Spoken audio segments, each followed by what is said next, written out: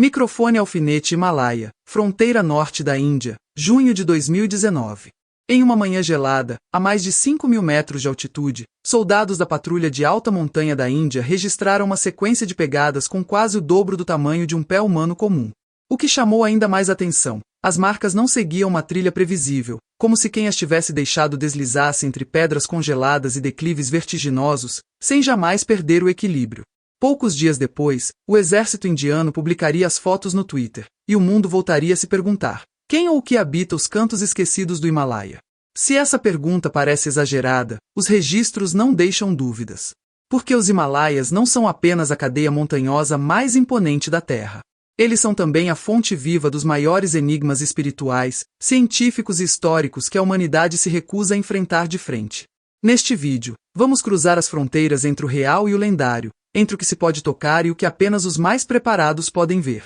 Faíscas antes de mergulhar nessa jornada, inscreva-se agora no canal. Toda semana trazemos histórias que não cabem nos livros, mas que merecem ser ouvidas. Prepare-se para segredos soterrados pelo tempo, histórias de transformação espiritual e aparições que desafiam a razão. Enquanto todos os olhos estavam voltados para a suposta pegada de Yeti, um outro acontecimento, silencioso e quase ignorado, chamava a atenção de estudiosos ocidentais. Um monge tibetano, há mais de 200 anos em estado de meditação profunda, permanece vivo, com o corpo visivelmente desidratado, mas sem sinais de decomposição. Os olhos fechados, a pele colada aos ossos e uma presença serena que muitos descrevem como fora deste mundo. Ele está em estado de Tukdam, um estágio avançado de consciência, documentado por escolas espirituais do Tibete e hoje estudado por neurocientistas da Europa e dos Estados Unidos. A Universidade de Wisconsin conduz pesquisas com monges budistas que meditam por longos períodos e revelam padrões cerebrais incomuns, especialmente no momento em que a consciência parece se desligar do corpo físico. Mas o mais impressionante é que esses monges não morrem.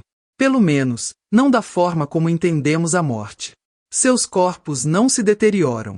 Eles não respiram, mas os órgãos não falham. Eles não reagem a estímulos, mas não apodrecem. Os monges chamam isso de porta para o arco-íris, e dizem que, ao final do processo, a alma se liberta em forma de luz colorida, e atravessa para uma dimensão invisível aos olhos comuns. Esse é apenas o primeiro passo para o que muitos chamam de o maior segredo dos Himalaias, a existência de uma cidade espiritual escondida entre os picos mais inóspitos da região, Jianga.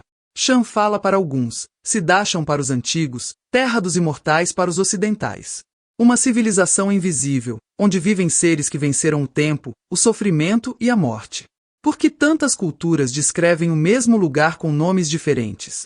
Como pode uma cidade existir sem jamais ser encontrada por satélites? E por que tantos relatos de viajantes terminam com a perda de memória sobre a localização exata? A partir daqui, nada mais é simples. Em uma câmara de pedra esculpida à mão, isolada entre os vales ocultos do Himalaia, repousa um homem em posição de lótus, com as mãos sobre os joelhos, os olhos cerrados e o corpo tão leve quanto um feixe de vento. Seu nome é Lama Tapsera, um monge tibetano cuja existência já ultrapassou 2 séculos. O que intriga estudiosos e fiéis é que ele não está morto, mas também não está exatamente vivo, pelo menos não da maneira que conhecemos. Este estado é conhecido entre os monges budistas como Tukdam, um tipo de meditação que vai além do entendimento físico e neurológico. De acordo com os registros preservados por linhagens monásticas no Tibete, um praticante que atinge esse estágio é capaz de interromper voluntariamente suas funções vitais, desacelerando os batimentos cardíacos e reduzindo a respiração ao ponto de se tornarem praticamente indetectáveis. O fenômeno ganhou visibilidade no Ocidente em meados dos anos 2000, quando neurologistas e estudiosos de espiritualidade, incluindo equipes ligadas à Universidade de Wisconsin-Madison, nos Estados Unidos, passaram a documentar padrões cerebrais incomuns em monges em estado profundo de meditação.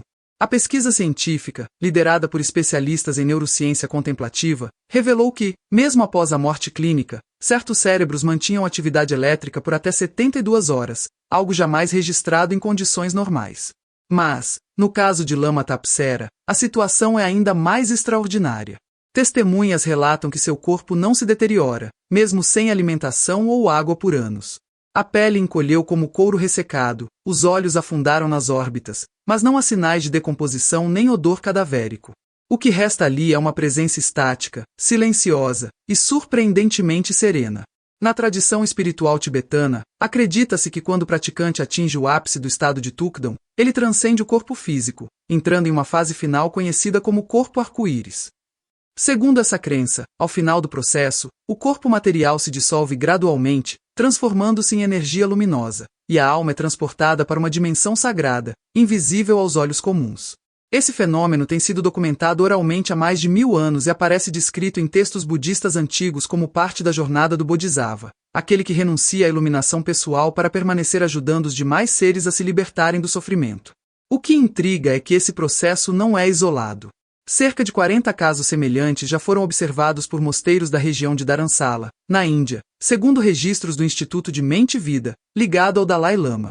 Os corpos permanecem intactos, sem apodrecimento, por dias ou até semanas após a morte clínica, até que finalmente começam a desaparecer ou são cremados com sinais incomuns, como emissão de luz ou perfume inexplicável.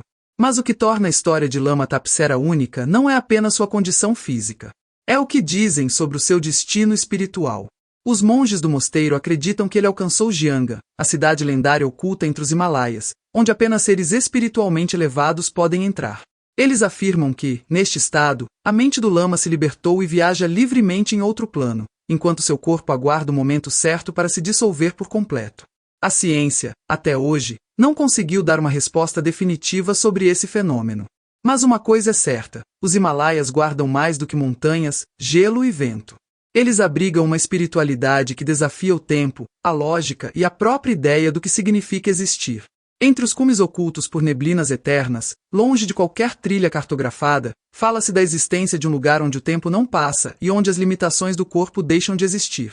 Esse local é conhecido por nomes diferentes em diversas tradições. Jhanga, para a corrente hinduísta, Shambhala, segundo os escritos budistas tibetanos, ou ainda Siddhasham, nos textos purânicos mais antigos.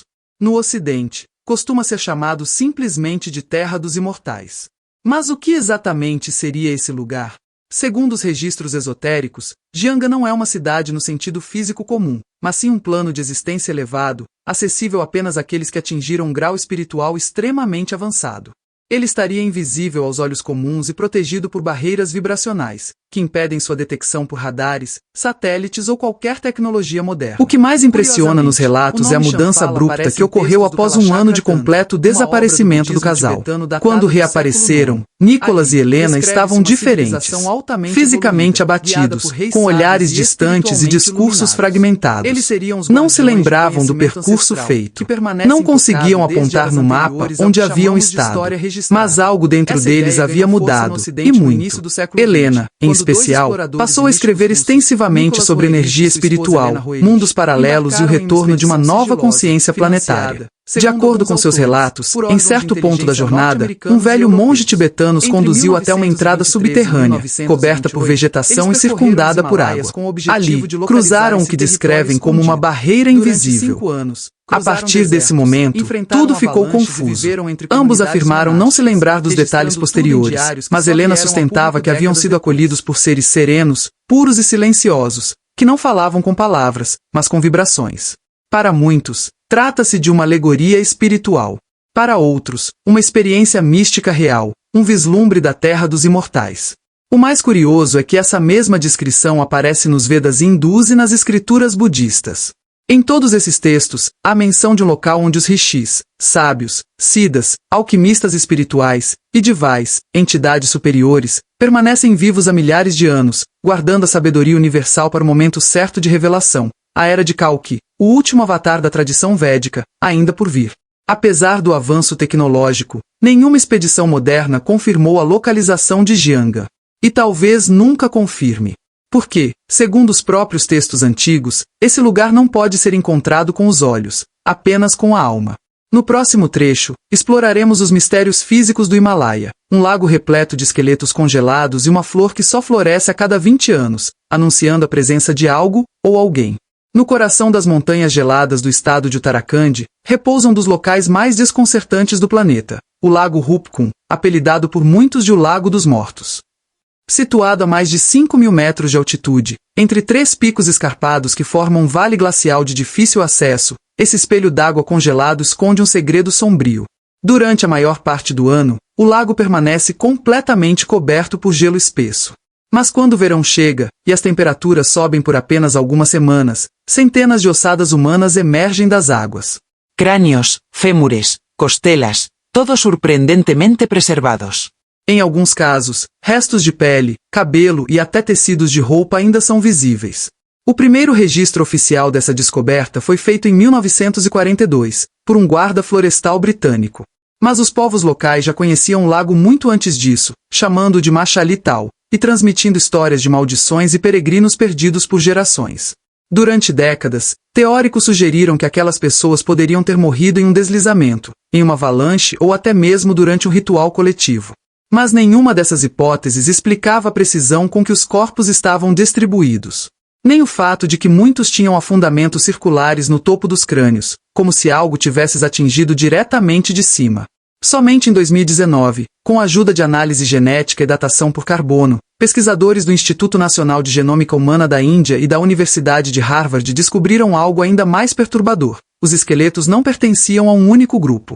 Havia 3 populações distintas, geneticamente diferentes, que morreram ali em momentos separados da história, com intervalos de até 1000 anos entre uma e outra. O que todos tinham em comum? Fraturas semelhantes na cabeça e nenhum indício de luta ou arma.